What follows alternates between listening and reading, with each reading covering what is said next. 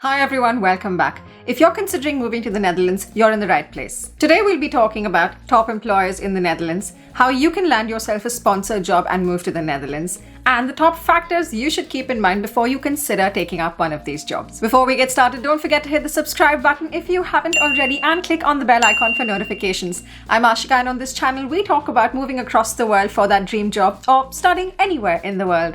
With that, let's dive in. The Netherlands is often known for its vibrant economy and its excellent work-life balance.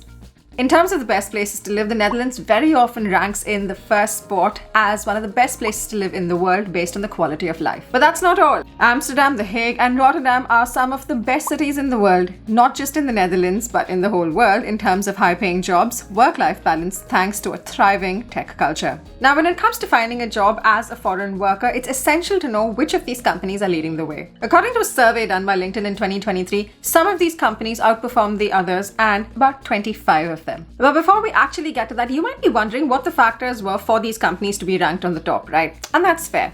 These were some of the factors considered.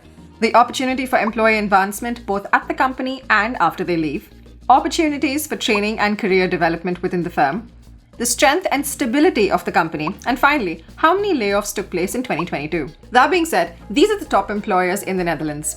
At number 1 is ASML, a high-tech company that manufactures machinery that makes computer chips. These chips can also be found in cars and virtually every modern electrical appliance, from domestic to industrial.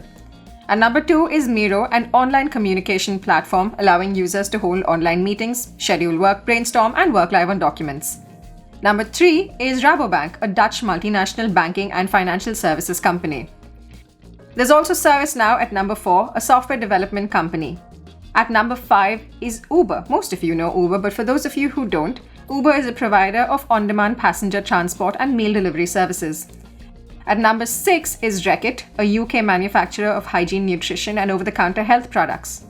At number 7 is Nike, a global sports and footwear and apparel giant. At number 8 is Adidas, in the same space as Nike, a footwear and apparel sports brand company. At number 9 is Atlassian, a tech company focused on business and IT software. At number 10 is McKinsey & Co., a management consulting firm with more than 130 offices worldwide. I'll quickly give you a glimpse of all of the other companies that made the top 25 list, but we don't need to get into detail. At number 11 is Stryker, number 12 is Amazon, then there's SAP, Shell, Unilever, TCS, Deloitte, Alphabet or Google, RELX, Backbase, Booking.com, Medtronic, ING, IDXX, and Valcon. Now, while that's all great, I think the important question for you is which of these companies can sponsor you, because the fact is that if you want to work in the Netherlands and you don't belong to the EU, you need a recognized sponsor to sponsor your job and you need a work permit. So it's equally important for you to know which of these companies can sponsor you, right? The process is fairly simple. You head over to the government website where you have a register of all of the recognized sponsors, and all you need to do is a quick Control F to find the name of the company that you're looking for. What you need to keep in mind is that sometimes they're not listed under their trading names. They have listings under the parent name, sometimes it's under the operational name, so you'll have to try both options. For instance, if you look for Alphabet, like we just mentioned, you won't find Alphabet in this list, but you will find Google. Now, it takes a lot of time to sit and look for these 25 names, so I've done the heavy lifting for you. I've found out which of these companies is actually a recognized sponsor, so you don't have to do that work. And like you might have guessed, every single one of these companies is a recognized sponsor in the Netherlands, which means if they want, they can actually sponsor your job if you want to move to the Netherlands. But I think the more important takeaway from this is that apart from these 25 names, there are about 1,000 names on this list, 1,000 companies that can sponsor you. According to the IND, there are over 80 recognized sponsors which are registered educational institutions, over 30 companies recognized as sponsors for au pairs, and over 9,000 companies who can sponsor labor or highly skilled migrants. Over 140 recognized sponsors for research purposes under the Public Register Researcher Directive. So what would I do if I were in your place? Well, now obviously, now that I have these names of recognized sponsors, I would obviously go to job portals and look for jobs from such companies.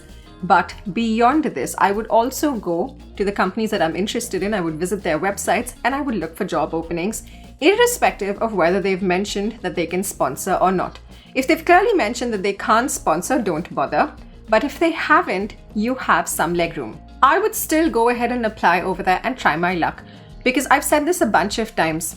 If you are really good at your job, a lot of employers will still go through the process of hiring from outside the country if they believe that you can add value to their company, because then that justifies the cost and the process, right? Now, on the off chance that you see a really good job that is perfectly suited for your skill set, but unfortunately, they are not recognized sponsors, do you give up?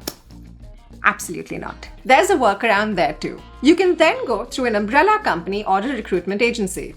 An umbrella company is a company that hires you on behalf of your actual employer. These companies would then act as your actual sponsor and apply to I&D on your behalf. And so because of this, they would then have a contract with the company that you're interested in working in on your behalf. So you don't have to worry about the company being a recognized sponsor. You can go around this way. At times, recruitment agencies also do the same process, but it's not as often. Now that we've talked about the top employers in the Netherlands, let's quickly talk about what you should consider, what factors you should keep in mind as a foreign worker while applying for a job in the Netherlands. The first and the most important point is to make sure that you have all of the necessary documents and permits to work in the Netherlands. The Dutch government has very specific rules for foreign workers, especially if you don't belong to the EU. The second is in terms of language skills. While most of the Dutch speak English, it can be very advantageous if you have knowledge of Dutch as a second language. In a lot of cases, if you plan on living long term in the Netherlands, you might also require or be required to take a language test. The third thing you need to be aware of is how culturally different the Dutch are from whichever country you are from. And this is especially crucial when it comes to work culture. The Dutch highly value direct communication, teamwork, and a healthy work-life balance. The fourth point is with regards to the cost of living.